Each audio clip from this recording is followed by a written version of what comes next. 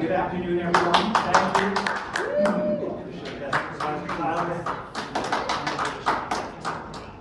Good afternoon, and thank you for that raucous applause. Much appreciated, yes. And welcome to this afternoon's panel presentation entitled Institutions of Higher Education, an important community asset, but an asset currently at risk. My name is Ken Hughes, and I serve as the town supervisor for the town of Essex in Essex County on the eastern side of the Adirondack Park. I'll be acting as the moderator for this panel discussion today, which is hosted by AATV, the Adirondack Association of Towns and Villages. AATV is a nonpartisan membership organization representing 101 towns and villages within the Adirondack Park, with a mission to educate policy makers and decision makers on ways to support solutions that protect the Adirondack environment while ensuring sustainable economic opportunities for the well-being of residents and visitors. AATV believes that their efforts can have positive and lasting impacts on not only our region, but on other regions in New York State.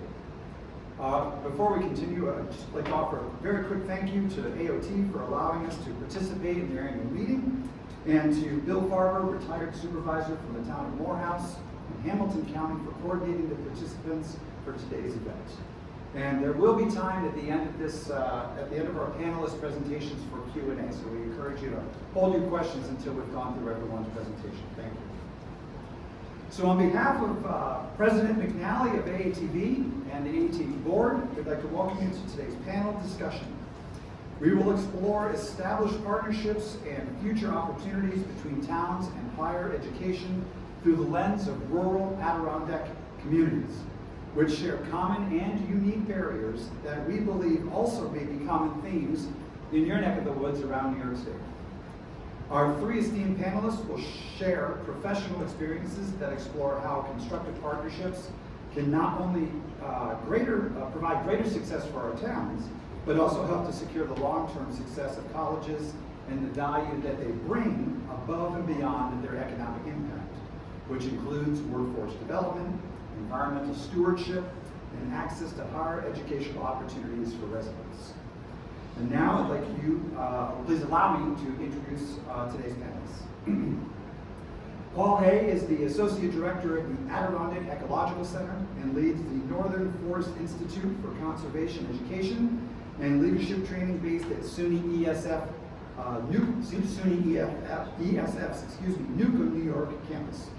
Paul is passionate about creating inter and multidisciplinary programs using natural history and the process of science as the connective thread between disciplines.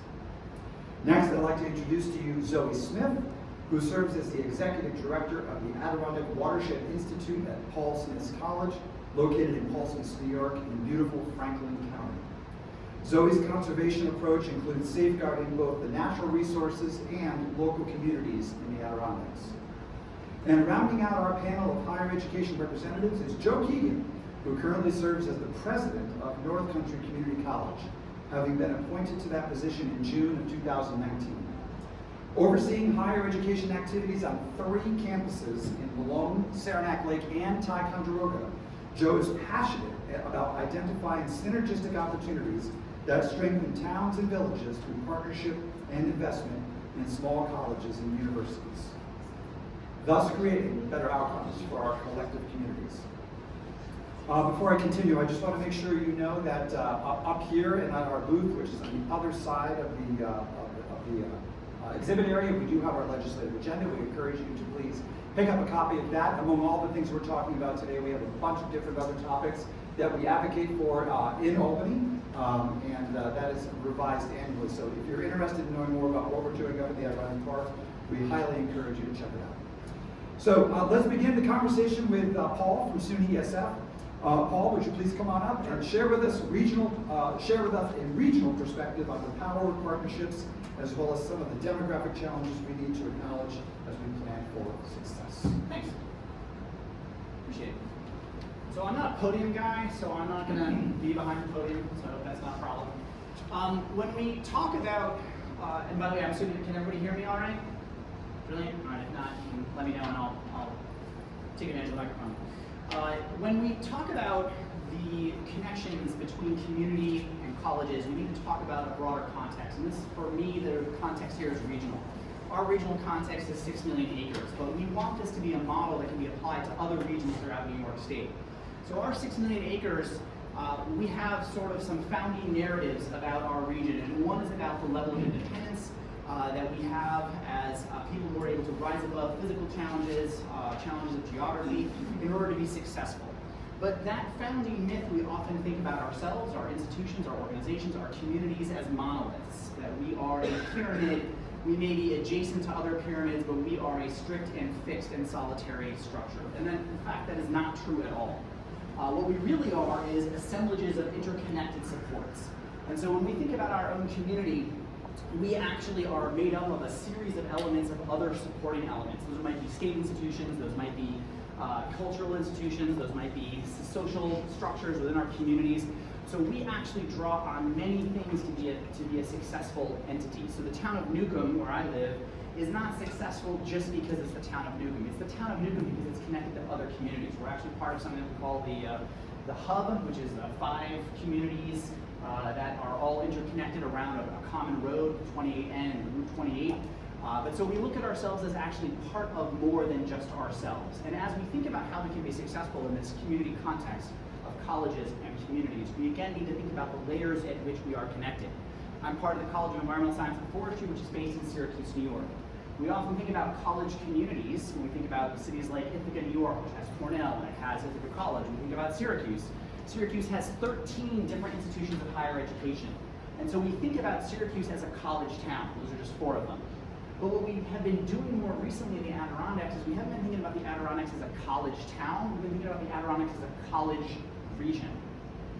We think historically about the Adirondacks and the economy there being one driven around industrial activities and extraction, mineral extraction, forestry, these kinds of things that were the underpinnings of the economy in the 1940s, 60s, into the 80s. And then there was a strong transition to a tourism economy. But one of the things that we don't talk about is the education economy. And in all of our communities in which we have rural, either a rural campus or we have a dedicated institution, our colleges are foundational to the communities in which we are located. We're foundational because we are one of the largest employers. We're foundational because we bring people to town, both to work at our institutions who then have families. 2 years ago, we accounted for 10%, the College of Environmental Science and Forestry, we were 10% of the native-born kids in the Newcomb school. That's a big deal. We start families in our towns. That's what our colleges do. But we bring people to our towns. We're going to talk about this at the end, about how association and experience breeds lifelong interest in a region, not just the Adirondack region, but in any region. This is the model that we're hoping will be able to transfer to other parts of New York. But at the same time that we look at the strengths of what we deliver to communities, we also need to talk about the challenges that we face.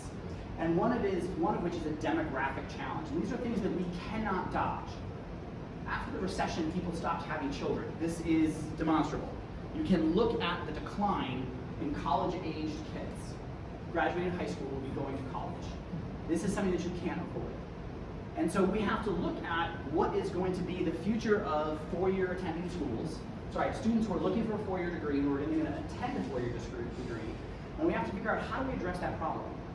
Right? You can ignore it, and people want to ignore, what Steve, who's in the audience, was saying, no one wants to hear doom and gloom. And that's right. People want to hear about solutions. So identify the problem and decide about how you're going to move forward to try and address that problem. And that's what we're going to be discussing as a group later, and I'm going to be sharing a little bit about today. The demographics that we're looking at in terms of declining college-age enrollment, both the number of students graduating from high school, going to college, and the number of students looking for a four-year degree, so some other alternative type of professional development. This is not universal across the United States. There are different hotspots where populations will be decreasing and where populations will be increasing. This is true in New York State as well. So how do we address that? Again, it comes down to a regional approach. The College of Environmental Science and Forestry in Newcomb is 15,000 acres. We're a biological field station. We're a year-round education center. We have 100 beds in 28 different buildings. We have a 72-seat dining center. But I am different from Paul Smith's, but they are still a campus in the Adirondacks. You heard 3 campuses from North Country Community College. What we represent is an opportunity to make not just our campus as a classroom, but to make that 6 million acre region our classroom.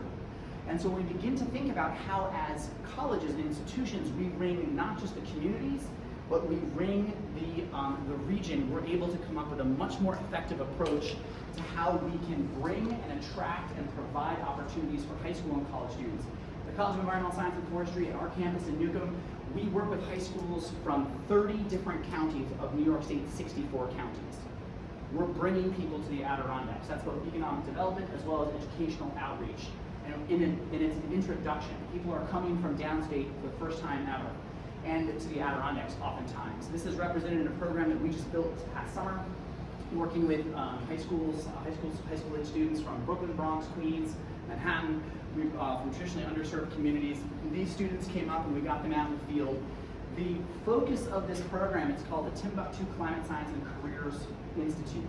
And the intention is to use that 6 million acre classroom of the Adirondacks and to introduce students to careers they might not otherwise know is available to them. Natural resource management, field data collection and research, environmental, this is forestry. We made sure that the students had a chance to get their hands on chainsaws. So we talked not just about forest management, we also talked about forest health, silviculture.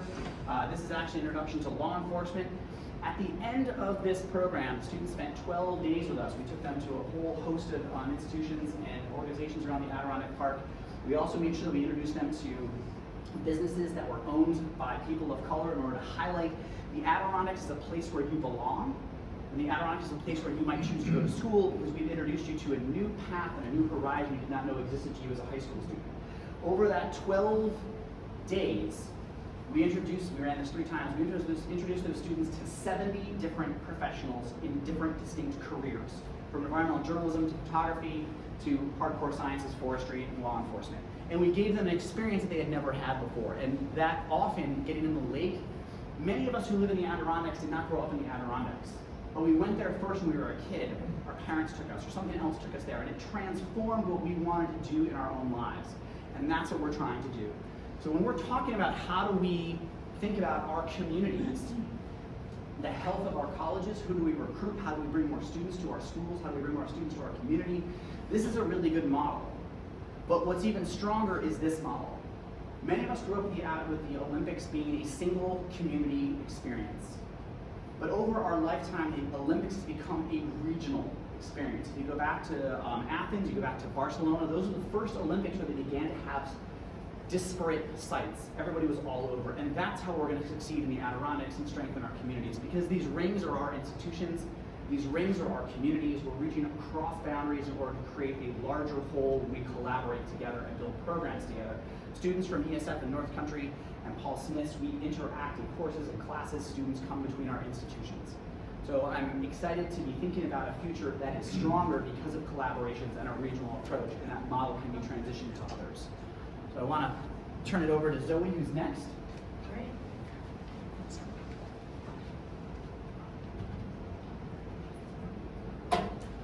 Great, thank you very much, Paul. We're going to move now next to Zoe from Paul Smith College. Zoe, could you introduce us to some of the regional partnerships you help orchestrate, and perhaps share how these public-private partnership models foster positive impacts in the region? Thank you. Good afternoon. I am going to use the microphone because I don't have that kind of voice. So thanks so much for having us here. It was a great trip down along the Hudson to come down to New York City. I'm coming to you from rural Franklin County in the northern part of the Adirondacks. You can see the green star where Paul Smith College is. 12 miles to our east is Saranac Lake, where Joe from North Country Community College has their main campus, and then just south of that you'll see Newcomb on the map. So this is a little orientation of the towns that we represent here today. I'm not trying to see, sorry. So Paul Smith College is a small private institution in, as I said, rural Franklin County. We have about 600 or 700 students. We have associates, masters, and bachelor degrees in liberal arts programs, but also a number of technical programs as well, including natural resource conservation, forestry, hospitality, and culinary. I'm the executive director of the Paul Smith College Adirondack Watershed Institute, which is a department of the college. And our mission is simple. It's to protect clean water and help support the people of the Adirondacks. And we do that through science, partnerships, and giving our students real-world opportunities. I was asked to talk about how we've worked with our local government partners in our villages in the Adirondacks to help protect clean water and help support the health and well-being of our communities. I'm going to give you 2 examples of how we do that, and really looking at them as sort of win-win situations. So it's a win for the college because when we work with our local municipalities, it helps raise our visibility and helps elevate our reputation in the region and across the state, which helps to retain and attract students. So kind of to Paul's point, we're struggling and we're looking for ways that we can help be more relevant in our communities and help support the real world problems that you all are facing in your communities. It also helps us secure funding. So oftentimes when we're writing grants, it helps to demonstrate that we have real meaningful partnerships with our local officials and our local communities, again, to help solve a real world problem.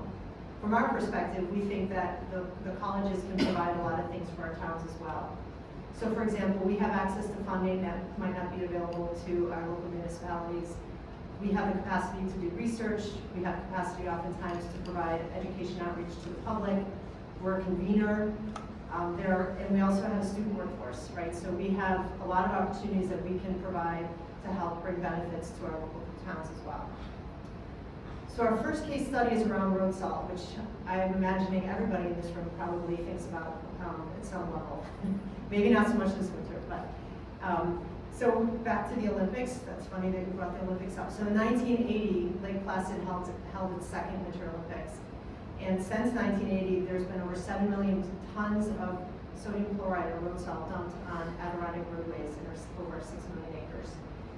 And once that road salt is dumped, it doesn't just go away, right? It has to go somewhere. So it goes into our soils and into our water. This is a staggering statistic. It's equal to a freight train that runs 700 miles. So think about a freight train that goes from Buffalo to New York and then back to Buffalo. So that's how much salt has been put on the roadways and into our waterways since 1980. So about 15 years ago, as part of the work that we do at the Adirondack Watershed Institute, we started to detect high levels of sodium chloride in our lakes and ponds, especially around roadways. And we concluded that likely that same level of sodium chloride was also in our drinking water in our private wells. So we started to dig in a little bit. We worked with our local officials to try and gain some support around doing a study around private wells.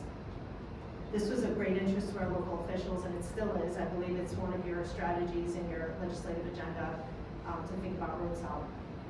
And with that, we did a survey of private residents across the park, and we recruited 500 homeowners to participate in a private well study where we sampled their wells, and we found that road salt application results in widespread contamination of private wells.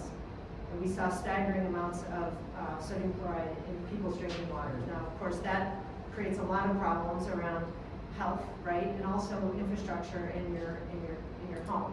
So your pipes, your appliances, and your water boilers, right? Those are all big problems with road salt. And also, if you're in an older home, like many of our homes are, probably across New York State, and there's lead in your pipes, that is corrosive. That will then leach that lead out into drinking water. In addition, we worked with Lake Placid and other communities to look at other ways in which road salt was getting into our lakes and ponds. So it's about roadways, but it's also about parking lots and sidewalks and driveways. So thinking about how we can minimize the salt load that was going onto our roadways. Something interesting about this private well study is that we found that the wells located below downslope of state roads were the ones most affected. And as you all know, state roads use salt, right? When they're clearing the roads, our local roads use a combination of salt and sand or just sand.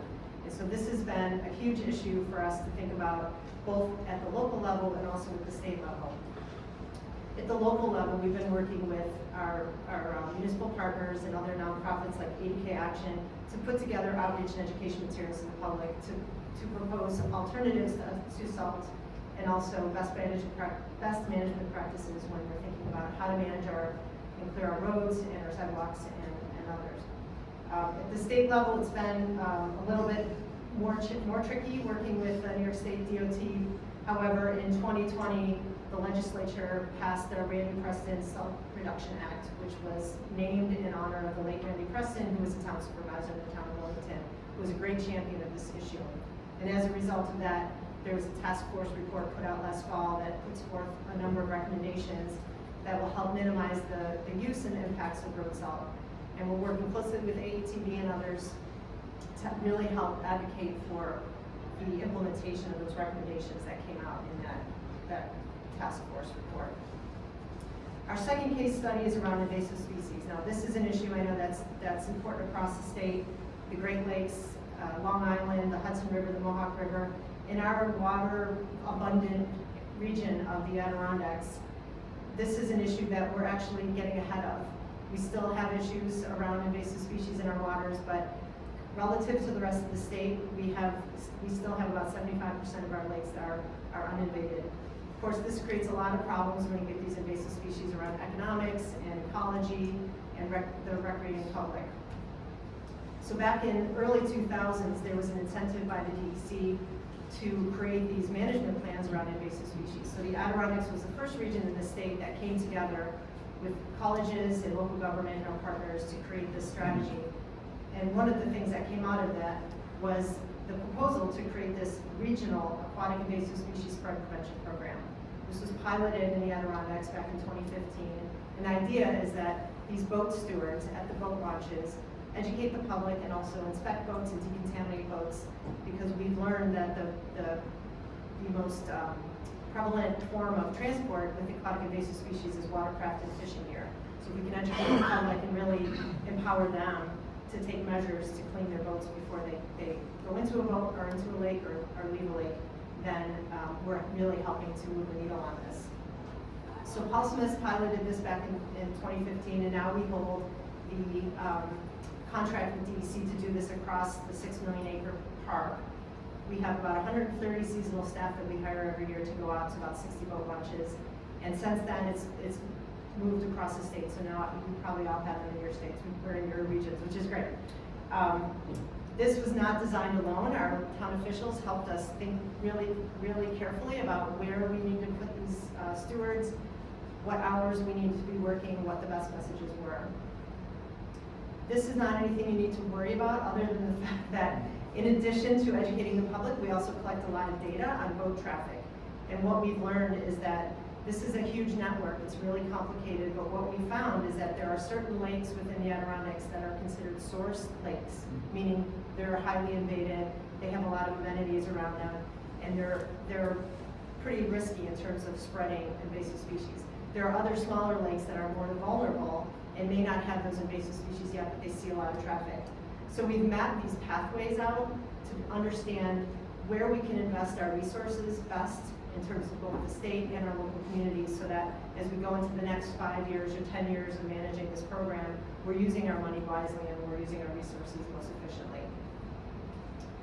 So there's a lot of statistics around what we've achieved over the last 6 years of this program, and I won't go into them, but I will say that we've seen a decrease in the amount of invasive species that are being harbored on our boats.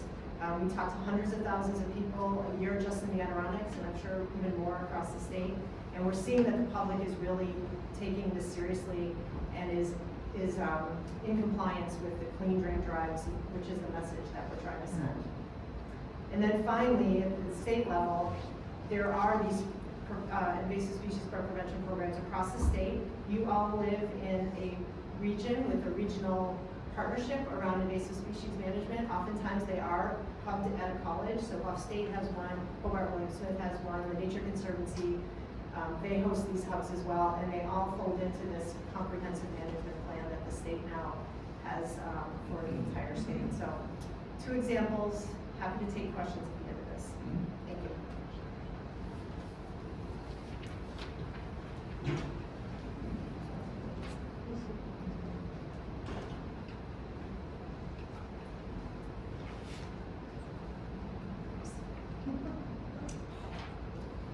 It was that quick in reverse.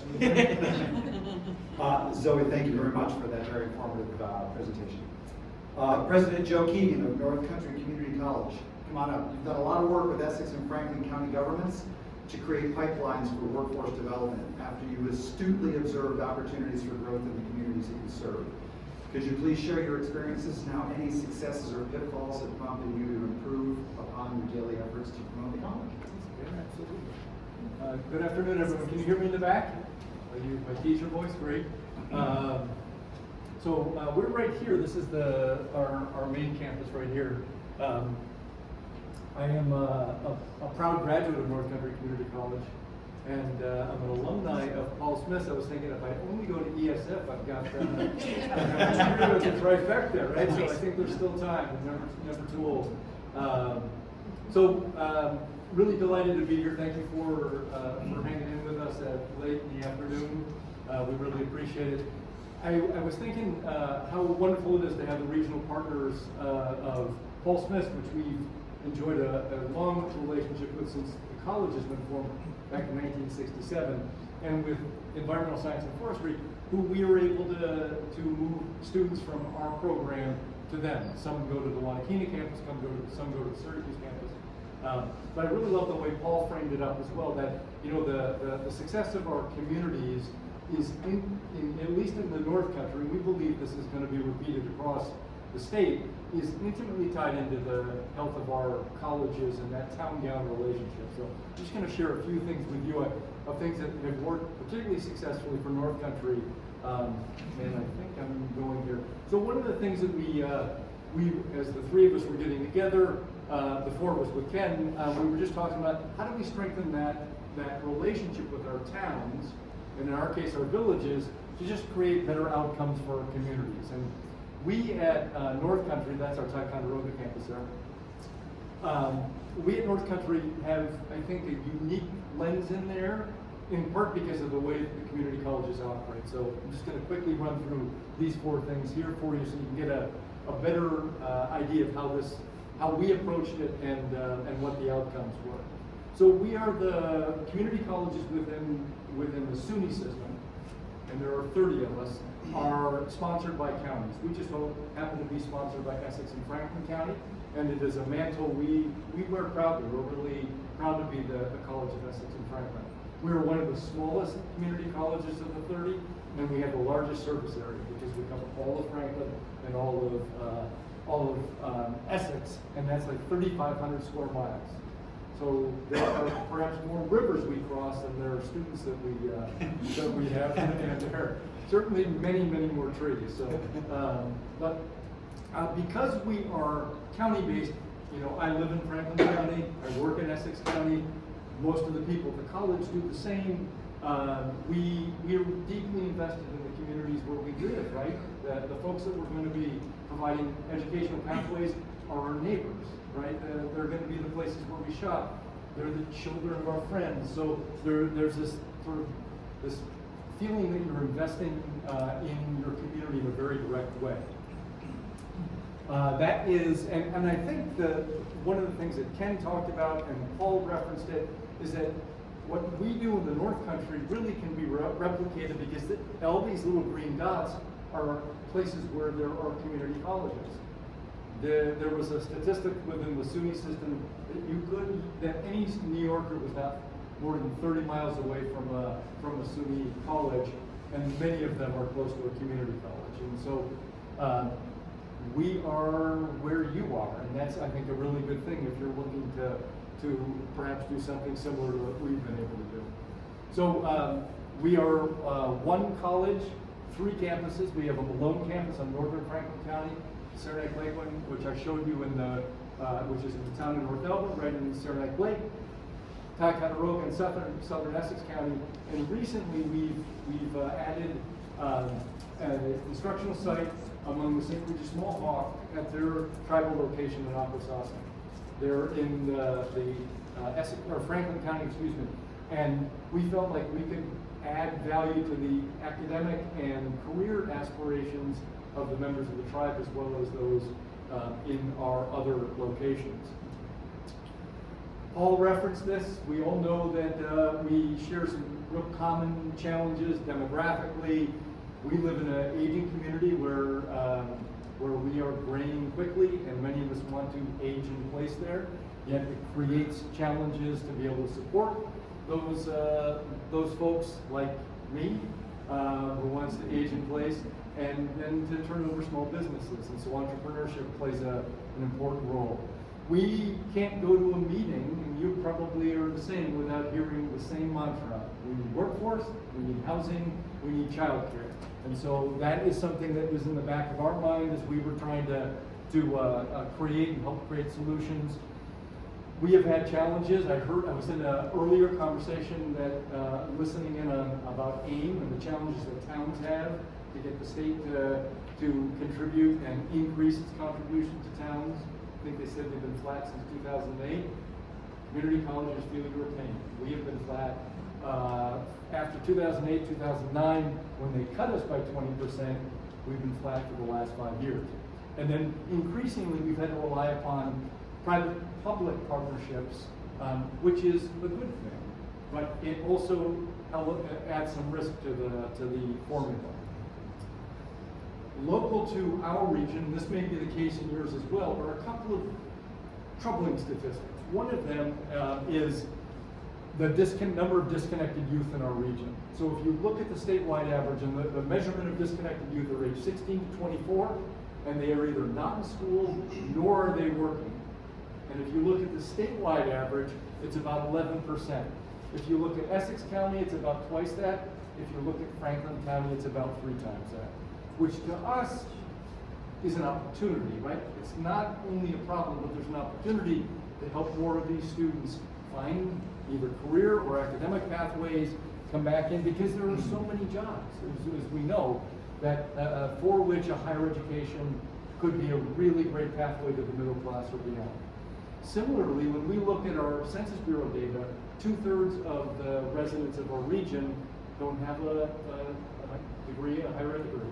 Now, not every job needs a higher ed degree, but again, there are so many positions at the county and beyond for which higher education pathway is a great pathway up and out of endemic poverty, up and out of challenges, and into the middle class and beyond. We like many regions have workforce needs, and ours tend to be concentrated in business, healthcare, human services, and education. Those are four of the biggest, and I've already mentioned the tribe and our work there.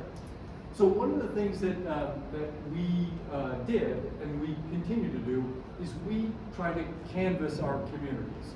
So we have programmatic advisory boards at our degree level, we have campus-wide advisory boards, and we invite people in to tell us, how do we better serve you? Where are your needs?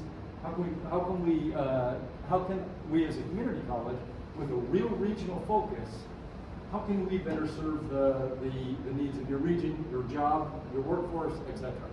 We also invite folks from our K-12 system in so that we can hear how we can better partner there, finding pathways from the K-12 world to us, and at the county level. So there are several members of the Essex County Board of Supervisors here who have been really helpful in terms of helping us think through how do we better serve the county and areas where the county had challenges, and as a community college, we want to be helpful. So these on the top right are just some of the academic programs and certificates that we stood up in response to those workforce needs. So one of the things that the county came to us in 2017 and said is, we are desperate for EMT. And at the time, we need advanced EMTs and we need basic EMTs, and then that just got worse during COVID, as we all know, right? When we saw lots of flight out of the EMT world, there were calls being dropped in many of our communities. And as a communities that want to age in place, as tourist friendly, neither of those are really good outcomes.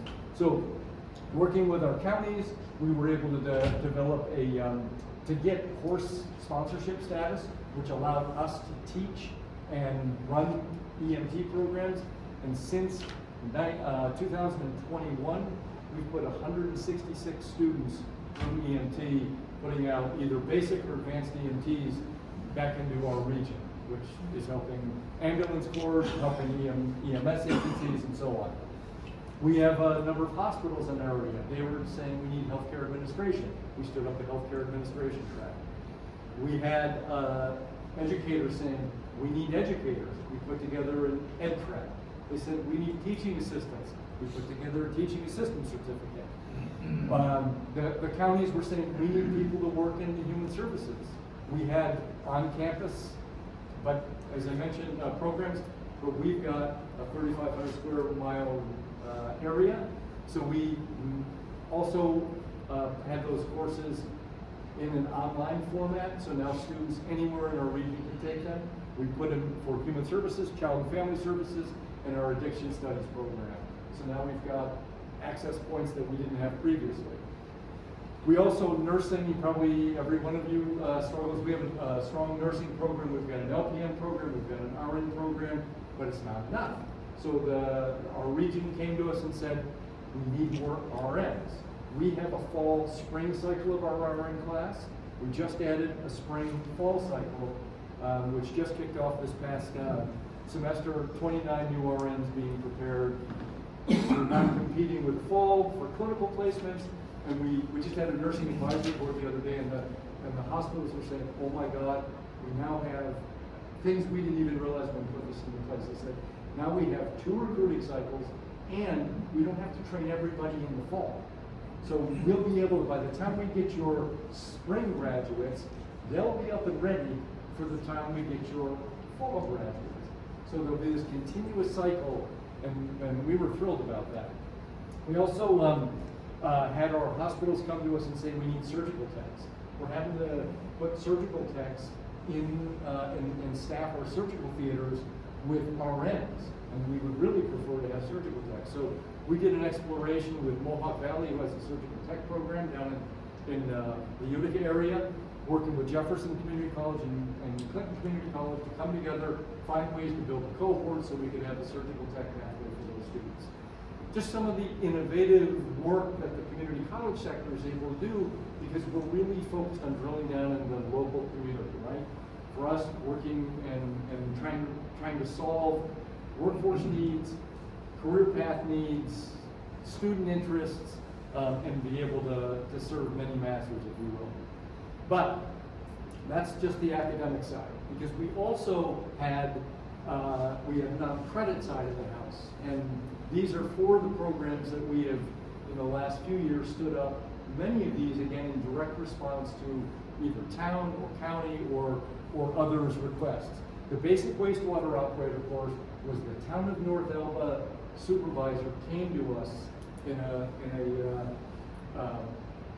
advisory board that we had, and he said, we need basic wastewater operator training. Can you do anything about it? We reached out to Essex County. Essex County helped us write a grant. Essex County actually wrote the grant. We got the grant through to be able to stand up, create the program, write the program, deliver the program in scholarship. And we were able to run it. We've gone through 2 cycles now. We're getting ready to do a 3rd this upcoming fall. The counties came to us about the EMT. I've already mentioned that, and I gave you the figures there. An area where our college, our region is trying to go is some new industry, right? We're not Onondaga Community College where you've got Micron. We're not Mohawk Valley where you've got Wolfspeed. We're not Hudson Valley, where you've got other major players within the region. We've got a nascent, developing computer technology industry. And we worked with some partners to stand up a software engineering boot camp, again, to try and find non-credit pathways to be able to educate and train people. And these are jobs where people can, after 12 weeks, they get into the field, and then they can, these are good paying jobs, and ideally stay put. So we're not having out migration to go to work at any of those locations. We're able to invest in our community, keep people there, increase the tax base, and so on. And then relatedly, this is a really nice example of a public-private partnership. We know about child care. We can't go to a meeting without hearing about child care. So we were asked to what can you do about child care? So we applied for a grant. We got a grant to write a Child Development Associate Certificate program. The grant paid for the faculty time, its scholarship, the first cohort, and we ran it last summer, and we were able to put a handful of new, ready child care providers into the field to be able to at least make a dent in the needs that were in the region. So, you know, those are some of the things in this partnership that we've been able to do with our local towns, with our in our case our tribe, the counties, to try and resolve the workforce needs, the student interest, align that with that, and then to find pathways either on the non-credit side or the credit side to be able to help solve some of the problems that we are finding. So, and I'll leave you with this. This is our Rad Tech class. We've got a Rad Tech program. This is our Rad Tech class of 2025 at the Saranac Lake Ice Palace a couple weeks ago. And I can tell you that the area hospitals are delighted that we have this. So, thank you very much for your time. Ken, back to you.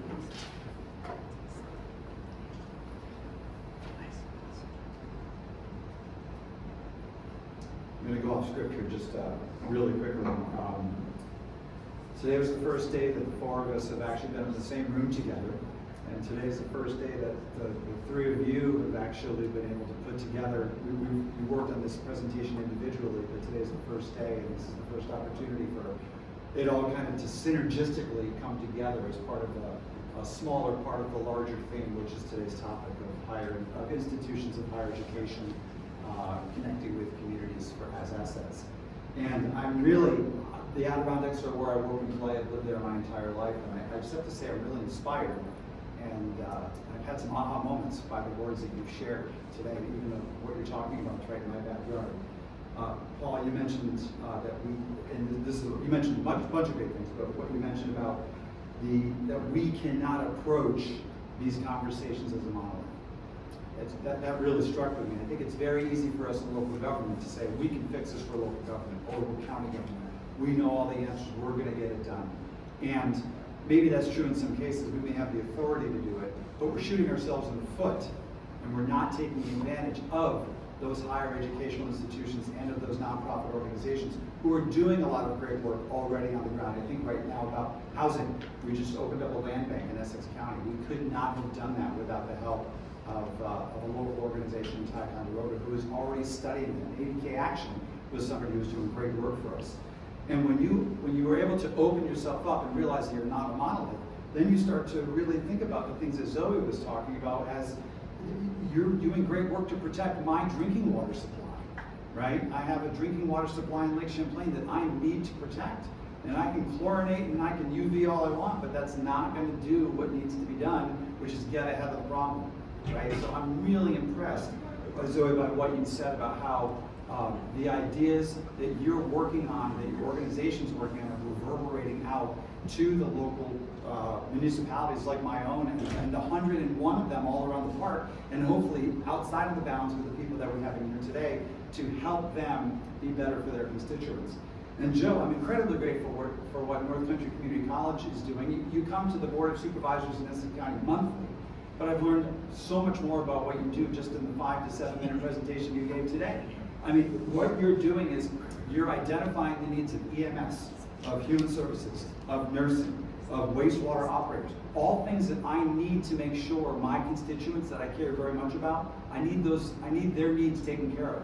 And you're educating our young people and our non-traditional students to have a second chance, maybe have a first chance at getting educated so they can be valuable members of our communities where they live, so that they can feel more empowered to be the very best citizens that they can be. So I'm just really very impressed with how all of that works together, and I don't think you guys could have written a better script today, so thank you. I do want to say again, back onto the script, thank you to the 3 panelists for sharing your varied and insightful perspectives on our panel theme today of higher education challenges and opportunities in our local communities. I would now like to take the opportunity to open the floor to any questions that you may have for our panelists. Anybody have any questions? Yes, sir. First off, I applaud all 3 of your institutions for the work you do with our natural resources and management developed for educating our community. I'm from Broome County. The community college down there, great work. They've always been part of IBM along with Binghamton. And they recently had a trial and error thing. We had the new casino open up down in the southern tier, and they said, hey, we're going to be ready to train people to do casino work. And then little did I realize that casinos ended up doing their own training. So if you're in the auction business and you want to buy some roulette tables, SUNY Broome has an auction coming up. I work up at Cornell University. We're different picture, different. We have $9-10 billion in endowment. We have a different approach to some of the stuff we do in our community. We're seen as the big squatter in the middle of Ithaca who doesn't pay taxes. So we have to do outreach in a lot of ways to try to come up with good projects that better the community. We just recently entered into an agreement for an annual program where we're spending money on projects on campus or related to campus that affect the city in a positive way. So again, different but the same. I kind of came in here thinking of, I'm an engineer, so I came in here thinking of infrastructure types of things and sharing services and things like that. But pretty enlightening to hear you guys speak.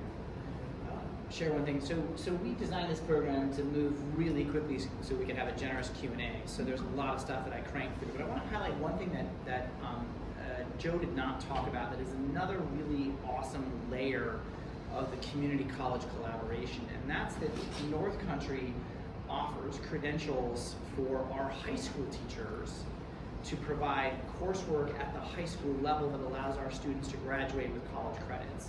So that's not just pushing up, that's pushing down. That's just another layer, and it's a really cool college community connection that strengthens all of our communities, because our rural schools are limited in a variety of ways, and that's a way to have students coming out with improved measures of success and lower costs going into college. Thanks for the question. Yes, sir, please. Just curious if anybody else has had this experience. We, in addition to being the town attorney in the town of Brownsville, Rockland County, I'm also a county legislator in Rockland. And we just found out a couple of weeks ago that our local community college is $15 million in the hole from, we're not sure what yet. So we need some forensic accounting work to be done. That's beside the point. I was curious, first of all, if anybody, I could use those roulette tables. That might get you deeper in the hole, you never know. Especially if like in the 20s, I can stop it whenever I want. But on a more serious note, two issues. First of all, has anybody had that experience of actually having a local community college be somewhat in a deficit? And more importantly, the state has been shortchanging us forever, and by the shaking heads, I figure that everybody else is the same way.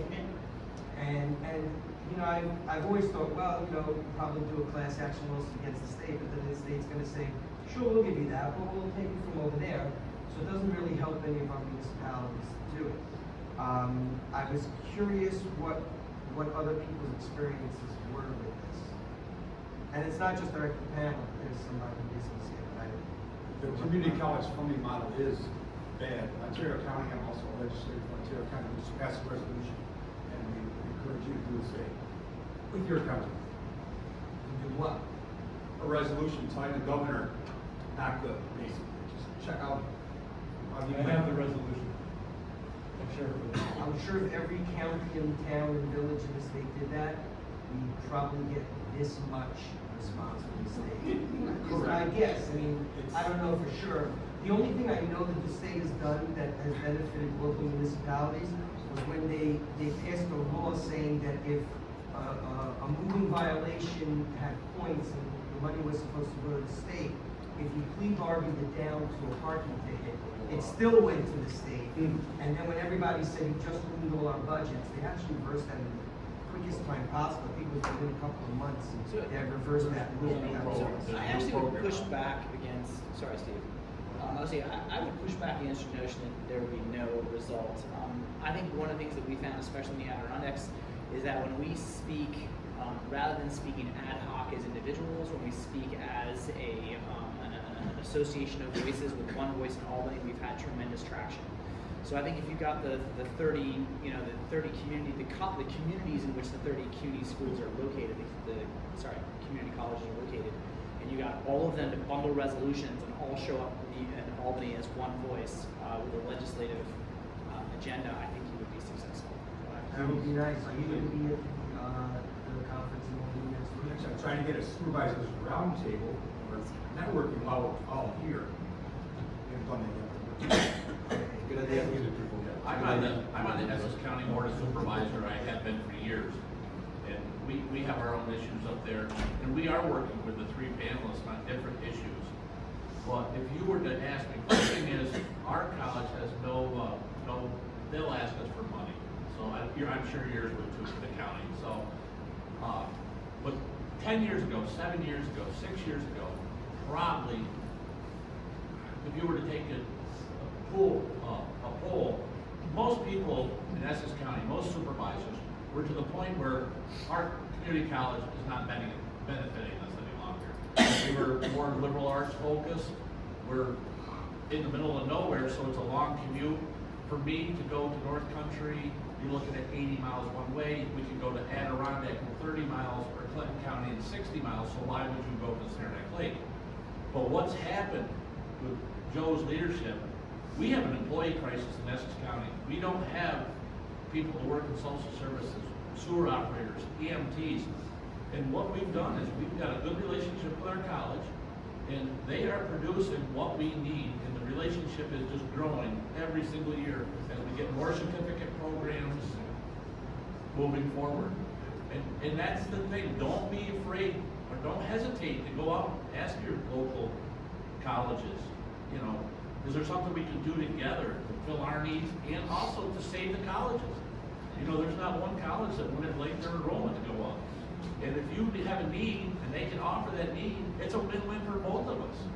So it's worked really well with Essex County and North Country and with our panelists. We have a bunch of issues and we're working with our local colleges to help resolve. And I'm also on that board of supervisors, and I would say that I think that probably all 18 of us feel we get a very high rate of return and the value is very high. Now, Ken. Now, That wasn't yeah, the case. I understand that That hasn't always wasn't been the the case case. prior to But Joe. under his leadership, absolutely, there we Because see we're getting our sewer. leaps and bounds. That's fantastic, and I think your experience is gratifying, especially since I'm pretty sure that the population of, in upstate New York is falling, so this will help, stop some of that too. But do you have any idea how many colleges there are within 80 miles of where I live? It's like, and I don't mean that as an insult, I mean that as a compliment. Because you can do stuff with your local community college that is essentially virtually meaningless for us. Right. Because there might be, 30 different places to go to get a new teachers. Right, but if you need, I do understand what you're saying. if you have a specific need in your community, in your local government, what I'm saying is don't hesitate to ask your local community college to help you. No, I agree. You're sponsoring them Right. and they will respond. Joe's been wonderful at it. There's no question about that. We have a nursing program, for example, that's in desperate need of more money because that is something that is really needed everywhere. Right. And nurses are just, there's a complete deficit of nurses, and so it's something we can do. And I agree with you on that. My problem is it's not what our community college can do for us, but now it's what we can do for our community college.